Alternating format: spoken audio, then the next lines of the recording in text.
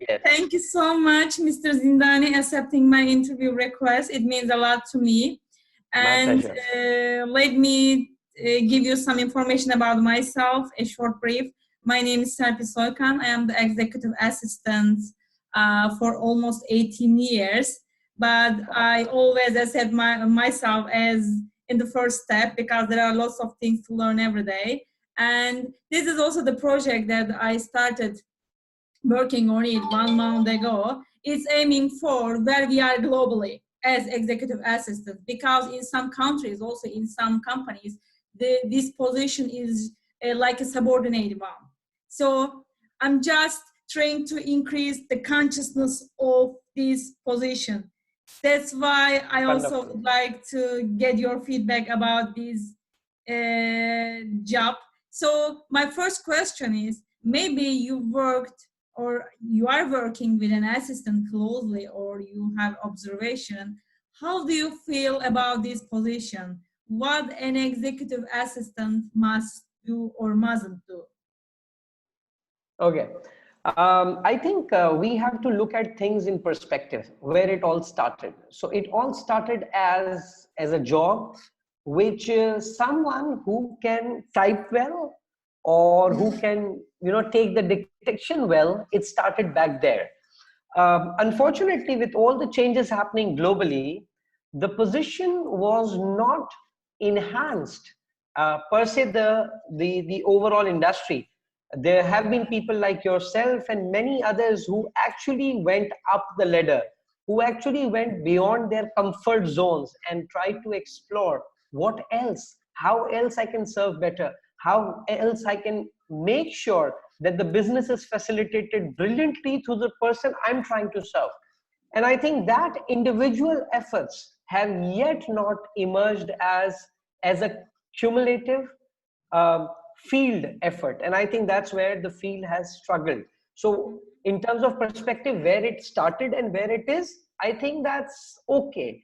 But where it could have been, oh my God, that's a massive possibility. And I think, the kind of work you're doing now, you are working as an executive assistant. You could continue doing that thing and die one day and you're gone. But what you did, you decided to contribute beyond what you are paid for. And that, I think, is one of those directions where people should march, because if they're not marching, they're dying. I keep saying this thing, in the world in which you are living, you only have two choices. You either be agile or be dead. Decide the best. Wow, that's nice. Thank you so much. Do you believe the how can I say? Can you separate the definition secretary and also executive assistant? They are the same or they are separate from each other? What do you think about that? Okay, I personally, I'll be very honest about it. I am not a big fan of the word secretary. I'm not a big fan of it. Why? Because the ambience of the word. So for example, I have an executive assistant and I call her boss, because she tells me what to do, else I'm absolute useless. Okay. But what I'm trying to establish over here, words has an ambience in it. Okay, so the moment you say secretary is someone who would do as told. In fact, I would also not call executive assistant, I would call executive facilitator. And I think that's a new word that I keep trying to pitch all the people that I know.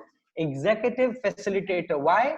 Because the person I'm referring to facilitates whatever I do. So she is executive facilitator. And I think that the idea is very important in it.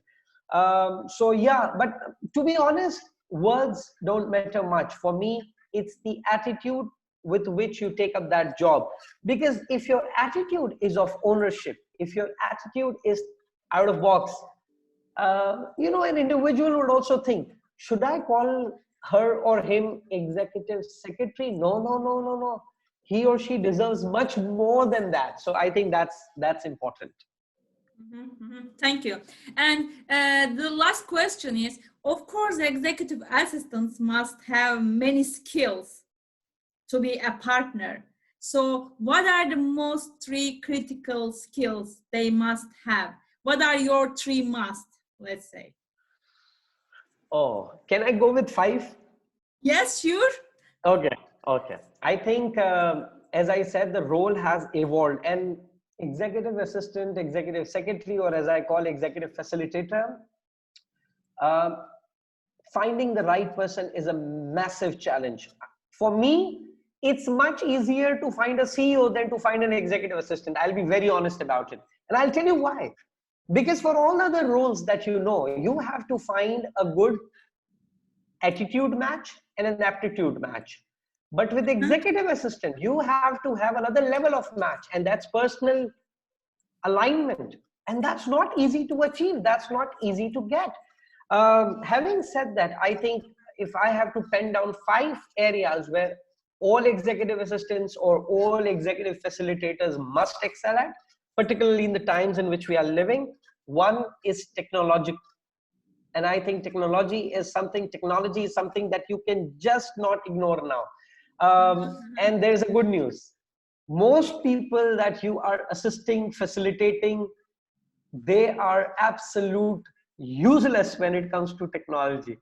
That's not how, where, and where they started their careers. And I think that's a great opportunity. That's a great prospect. What are the CRM tools you are using? What are the wonderful internet networking tools that you are using? I think that's one of the areas of great growth. So technology. Second is ruthless prioritization. And I'm using this word very carefully. Ruthless prioritization. Why? Because now, particularly in the times in which we are living, leaders have to select, and they have to ruthlessly select. And who's going to facilitate the process? Today. So that's the second thing, ruthless prioritization. Third is speed, because as in the beginning of the interview, I said, you only have 2 options, agility or dead. Choose the best. So I think speed is a better thing to choose. Yeah. Fourth is networking. And I think you are doing an incredible job. Why? Because by doing this, you are not only creating great asset for your community and for your fraternity, but you are also creating immense reach for the people that you serve as a professional. And I think this is one of those skills that we need for every profession today. I keep telling people, you have a birth certificate, that doesn't matter if Google can't search you. If you are not Google searchable, it's ridiculous to exist even, right? And last is emotional intelligence. I think that's one area that you just cannot ignore, because the kind of stresses we are operating, without EQ, you're preparing to die early. And I think that's important. Yeah. Thank you so much, Mr. Zindani. I'm done with my questions. I take your time. Thank you. Really appreciate it a lot. Thank you. And My I'm pleasure. sure that it will add value to my project. And I have learned too many new information today. I am one step ahead from yesterday. So I'm so Wonderful. happy today. Great. And Great. really, I appreciate all your effort to my project. And sooner I'm going to post this interview to my YouTube channel. So you can also be following Wonderful. up all interviews I have done so far. And it will also contribute a lot to all students in universities and also in high schools who will be the Wonderful. next executive assistant, executive facilitators Yes, generation, yes, let's yes, say. yes. So Yes, and I think that's this idea of facilitation should be promoted, because it's facilitation. It's you make you people, the community, the fraternity, which has not gained that momentum in last few years. I mean, I hardly find university student aspiring to be executive assistant. Why not? Why not? There is such an immense possibility to learn business from the top, and I think you're doing an amazing job. So God bless you. thank you so much. Take care, please. Thank you. Thank you. God bless you. Bye-bye.